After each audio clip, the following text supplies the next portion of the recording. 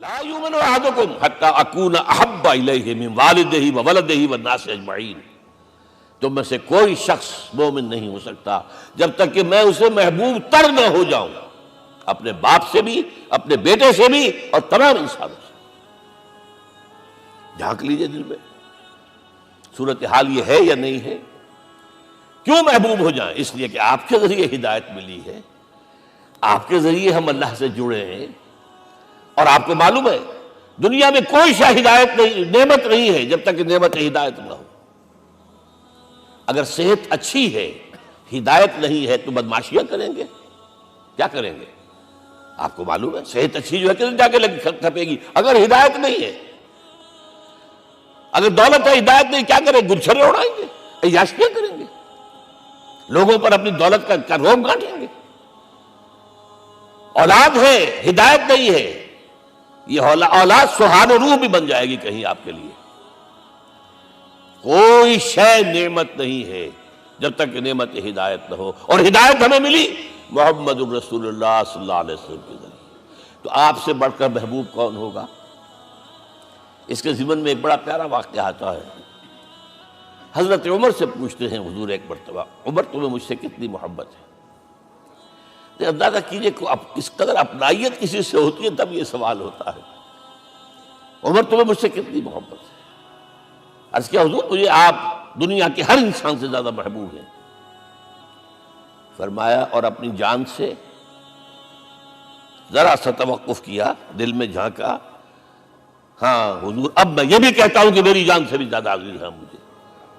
آپ نے فرمایا الان عمر اب پہنچے ہو جو مقام ہے، اب درکار ہے، جو مطلوب ہے۔ تو محبت اس درجے کی، اطاعت اس درجے کی اگر نہیں ہے تو ایمان نہیں ہے۔ ہاں قانونی ایمان ہے، آپ مسلمان ہیں، اللہ کا شکر ہے، بہت بڑا فضل ہے۔ اب اگلے بات پر آئیے، عزروہ، ان کی توقیر، ان کی تعظیم کرے۔ یہ تعظیم کس درجے میں؟ اب وقت بہت کم ہے، میں صرف آپ کو سورہ حجرات سے مثال دے رہا ہوں۔ فرمایا گیا یا ایھا الذین آمنوا لا ترفعوا اصواتکم فوق صوت النبی ولا تجہروا لہ بالقول کجہر بعضکم لبعض ان تحبط اعمالکم وانتم لا تشعرون۔ اے ایمان والو، کبھی اپنی آواز کو حضور کی آواز سے بلند تر نہ کر دینا، کبھی جس طرح بلند آواز سے ایک دوسرے سے بات کرتے ہو ایسے نہ کر بیٹھنا، مبادا تمہارے سارے اعمال حبط ہو جائیں اور تمہیں پتہ بھی نہ چلے۔ تم تو کہو گے میں نے کوئی گناہ کبیرہ تو نہیں کیا، میں نے کوئی ڈاکہ نہیں ڈالا، چوری نہیں کی، کوئی زنا نہیں کیا، کوئی شراب نہیں پی، لیکن یہ سوء ادب لا ترفعوا اصواتکم فوق صوت النبی ولا تجہروا لہ بالقول کجہر بعضکم لبعض ان تحبط اعمالکم وانتم لا تشعرون۔ یہاں ایک میں عملی بات بھی آپ کے سامنے رکھ دوں، صحابہ کے بارے میں تو بات سمجھ میں آ گئی کہ اپنی آوازیں پست رکھیں، ہم کیسے کریں؟ ہمارا ایک طرز عمل ہونا چاہیے۔ اگر کسی گفتگو میں کوئی شخص کہ حضور نے یہ فرمایا ہے، کبھی یہ نہ کہے میں نہیں مانتا، ہاں توقف کر لیں، بھائی میں تحقیق کروں گا کہ واقعی یہ حدیث صحیح ہے یا نہیں ہے، ٹھیک، ضروری نہیں کہ جو کہہ دیں مان لیں آپ۔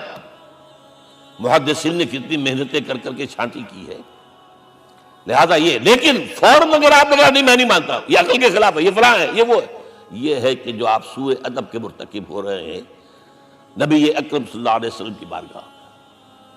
ہاں توقف کریں، غور کریں، تحقیق کریں، معلوم ہو کہ یہ حدیث پختہ نہیں ہے، مستند نہیں ہے، پھر دوسری بات ہے۔ اور یہ جان لیجئے ہمارا جو معاشرہ ہے اس کا ایک قانونی جو ہے احاطہ ہے، یہ بھی سورہ حجرات کی پہلی آیت ہے، یا ایھا الذین آمنوا لا تقدموا بین یدی اللہ ورسولہ۔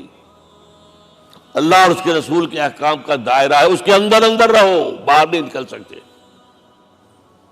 لیکن اس دائرے کے اندر ایک مرکزی شخصیت جس کی دل آویزی، جس کا حسن سلوک، جس کا حسن کردار، جس کا حسن اخلاق مرکز بن جائے، تمام لوگوں کی جذباتی محبت کا مرکز بن جائے، اگر یہ نہیں ہوگا تو معاشرہ مضبوط نہیں ہوگا۔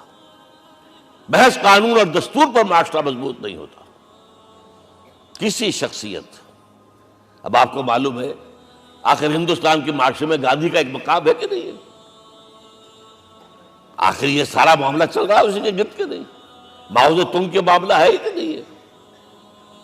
یہ سارا معاملہ دنیا میں عام لوگ کہہ دیتے، ریشنلسٹ لوگ، کہ ان چیزوں کی کیا ضرورت ہے؟ بھائی قانون دیکھنا چاہیے، دستور دیکھنا چاہیے، حکم دیکھنا نہیں. بھائی جذباتی وابستگی، کہ ایک ہستی تو ایسی ہو کہ جس کے کچھ کہنے پر فوراً زبانیں بند ہو جائیں. اور اس کا نقشہ میں سعودی عرب میں دیکھتا ہوں، اگر وہاں کے دو بدو لڑ رہے ہوں سخت اور ایک دوسرے کو کھانے کو دوڑ رہے ہوں، کوئی شخص کہتے صلی علی النبی، فوراً خاموش. معلوم ہوتا ہے آگ کے اوپر کسی نے پانی ڈال دیا، خاموش، صلی علی النبی، صرف یہ کہہ رہے.